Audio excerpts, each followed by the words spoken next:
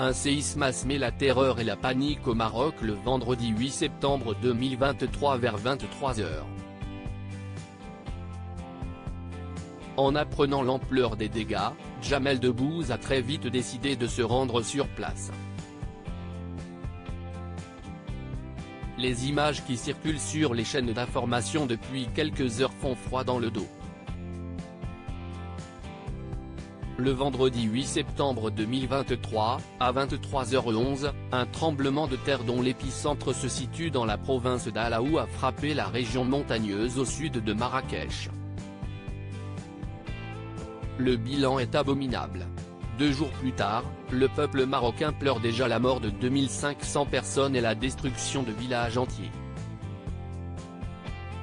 Si la solidarité est de rigueur, elle concerne tout le monde, notamment certaines célébrités. Gad Elmaleh a appelé aux dons en proposant de créer rapidement un gala ou une émission. Quant à Jamel Debbouze, il s'est rendu au Maroc dès que possible.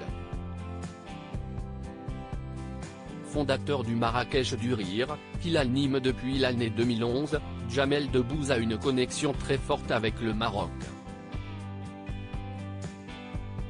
Ce qui explique qu'il a immédiatement pris l'avion pour apporter son aide.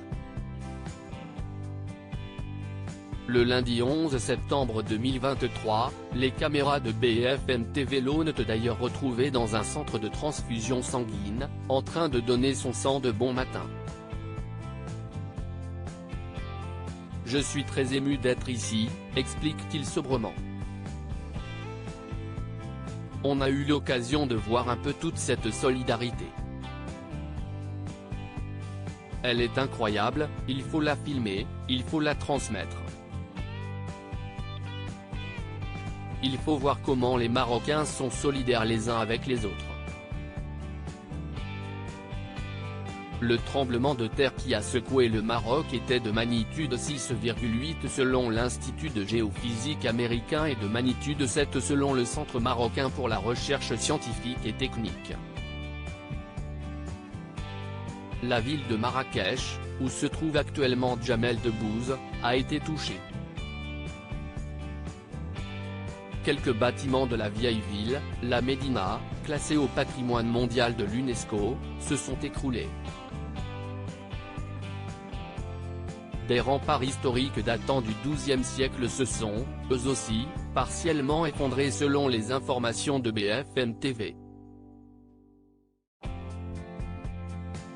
Jamel Debbouze avait annoncé, très tôt, qu'il se rendrait sur place.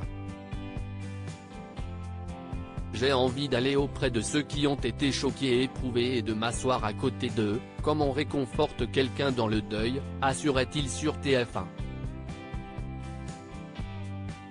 De tendre la main physiquement à une personne qui est dans la détresse, si y estimons devoir.